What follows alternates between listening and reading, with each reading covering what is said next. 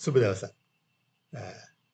කවුරු හරි කෙනෙක් ඔබට මෙහෙම කතාවක් කිව්වොත් මොකද හිතෙන්නේ? මචං, උඹේ මගේ යාළුකම ගොඩක් ගැඹුරු එකක්. උඹට ඕන වෙලාවක උදව්වක් ඕන නම් ඔබ මතක තියාගනින් වෙන කොහෙවත් යන්න ඕනේ නැහැ. ඔබ වරෙන් කෙලිම මාළඹට. මොන වැඩේ තිබුණත් මං ඔබ තමයි මගේ අංක 1 ප්‍රයොරිටි. අපේ මිත්‍රත්වය එච්චර දිගයි. මේ වචන වලින්ම නැති වුණා වුණත් මීට කිට්ටුවෙන් ඔබේ මිත්‍රේ ඔබට කිව්වොත් මොකද ඔබට හිතෙන්නේ? ඒ කතාවේ රීඇෂුවරින් වොයිස් එකක්. ඒ කියන්නේ ඔබට සහතික කිරීම නෙවෙයි නැවත නැවතත් සහතික කරනවා මේ මිත්‍රත්වයේ ගැඹුර පළල විශ්වාසයට ගන්න පුළුවන් කෙනෙක් ඕන වෙලාවක උදව් කරනවා. ඇත්තටම ලොකු හයියක් ඒක කෙනෙකුට. ඉතින් අපි මේ යාළුවව ඔළුවේ තියාගෙන අපි ජීවත් වෙනවා. ඔහොම ඉන්න අතරේ අපිට ඇත්තටම කරදරයක් වෙනවා. අපිට මතක් වෙනවා යාළුවෝ කියපු කතාව. "බෝ අතාරින්නේ නැහැ වෙන කවුරු අතෑරියත්." යනවා යාළුවා ළඟට. ගිහිල්ලා කියනවා වැටිලා ඉන්න අමාරුයි. උදව්වක් ඉල්ලනවා. යාළුවා කියනවා "මට ඇත්තටම කනගාටුයි.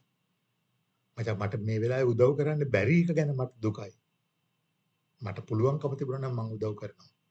හැබැයි ගිය සුමානේ මෙන්න මෙහෙම වැඩක් වුණා." මොකක් හෝ ලොකු කතන්දරයක් ඊට පස්සේ එනවා. ඇයි උදව් කරන්න බැරි කියන හේතුව. මොකද කරන්නේ? ඇත්තටම යාළුවත් අමාරු වෙట్లా ඉන්නේ.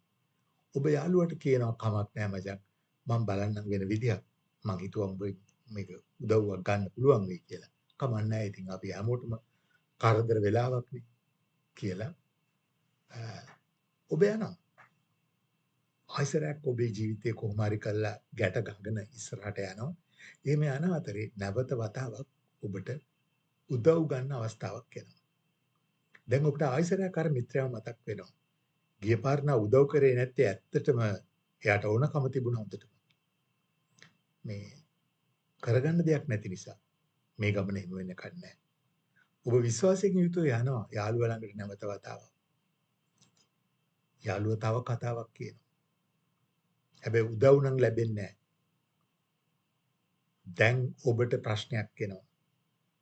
අර කියපු වචන ඔබේ ඇතුලේ නින්නාද වෙනවා. කොච්චර රීඇෂුවරින් වොයිස් එකකින්ද ඒ කතාව මට මෙයා කිව්වේ. හැබැයි වැඩේට බැස්සාම ඊට වඩා එහෙම් පිටින් වෙනස් දෙයක් මෙතන දකින්න තියෙන්නේ. ඔබේ සිත බිඳෙනවා.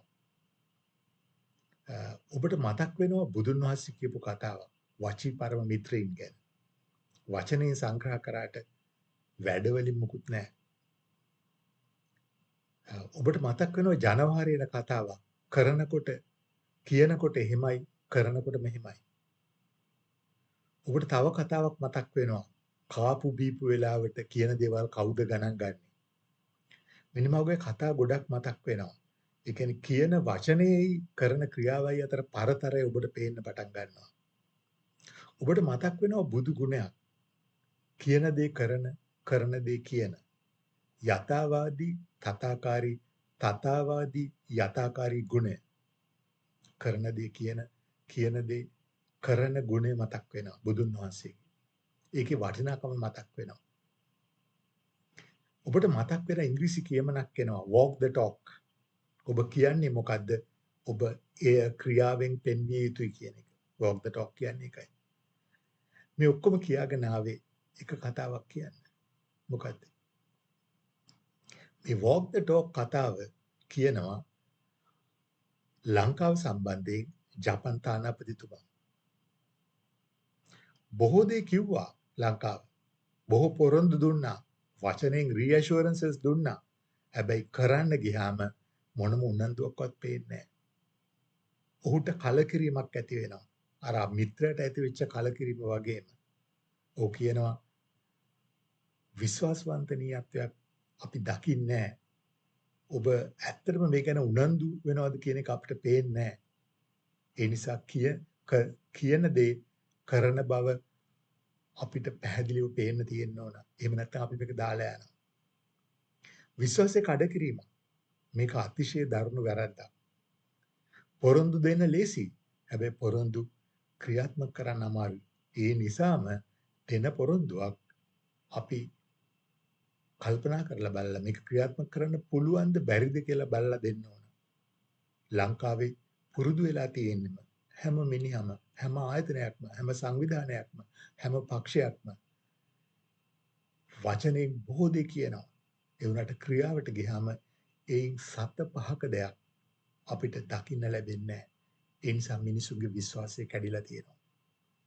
ලංකාවේ මිනිසුන්ගේ විශ්වාසය මොකක් හරි කරලා ගොඩනගා ගන්න පුළුවන්. මොකද අපි තාමත් ආගමක් වගේ විශ්වාස කරන මිනිස්සු තමයි මේ පොරොන්දු කඩ කරලා තියෙන්නේ. ඒ නිසා අපි හිතනවා අද නැතත් ඔවුන් හෙට මේ වැඩේ කරයි කියලා.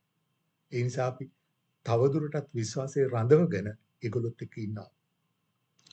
දන්නවා ප්‍රශ්නයක් තියෙනවා සැකයක් තියෙනවා. ඇත්තටම මේ කියපු දේවල් කරයිද කියලා. නෑ ඒත් නෑ කරයි. කාලයක් දෙන්න ඕන කියලා හිතාගෙන අපි ඉන්නවා. හැබැයි ජාත්‍යන්තරයට මේක ගියාම මේ අපි ගොඩනගන ප්‍රතිරූපේ හොඳ එකක් නෙවෙයි. මේවා මාධ්‍යවලට යනවා. ලෝකේ තියෙන විවිධ ජාත්‍යන්තර මාධ්‍යවල මේවා ප්‍රකාශයටපත් වෙනවා. මේක හොඳ දෙයක් නෙවෙයි. ඒ නිසා වැදගත් අපි ජාතියක් හැටියට සමාජයක් හැටියට මේ අපි කරන මේ වැරැද්ද පිළිබඳව නැවත විමසන්න. පොරොන්දු දෙනවා නම් ඒ පොරොන්දු ක්‍රියාත්මක කරන්නේ කොහොමද කියන එක ගැන හිතලා ඒ පොරොන්දු දෙන්න. ක්‍රියාත්මක කරන්න පුළුවන් පොරොන්දු පමණක් දෙන්න. අඩුවෙන් කිව්වට කමක් නැහැ. අඩුවෙන් කියලා වැඩියෙන් කරන්න. වැඩියෙන් කියලා මුකුත් නොකර ඉන්න එපා. අන්න එතැනට අපි හැදුන් නැත්තම් අපි පිළිබඳව ප්‍රතිරූපය ගන්න දෙයක් නැති වෙන විදියට කැඩිලා යනවා. විශ්වාසය බිඳුනට පස්සේ විශ්වාසය නැවත ගොඩනගන්න අමාරුයි. ඔව්. දැනට ෆේත් එකක් තියෙනවා. විශ්වාසයක් තියෙනවා.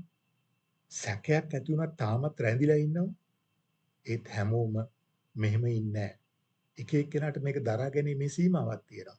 සමහර මිනිස්සු ඉක්මනින් තේරුම් ගන්නවා මෙතන බොරුවක් වෙන්නේ කියලා. සමහර අය පරක්කු වෙලා තේරුම් ගන්නවා. දිගින් දිගටම බොරුව නඩත්තු කරන්න බෑ. ඒ නිසා කාපු බීපු වෙලාවට එක එකව කියන්න යන්න එපා. කරන්න බැරි දේ කියන්න යන්න එපා. කියනකොට එහෙමයි කරනකොට මෙහෙමයි කියලා මිනිසුන්ට කියන්න ඉඩක් ඉතුරු කරන්න එපා. walk the talk කියලා කියන්න අවස්ථාවක් දෙන්න එපා. යථාවාදී යථාකාරී ගුණය පුහුණු කරන්න. ඒක බුදුන් වහන්සේගේ ගුණයක් වගේම අපි කා තුලත් තිබිය යුතු ගුණයක්. එහෙමනම් ගිහිල්ලා එන්න. සුබ දවසක්.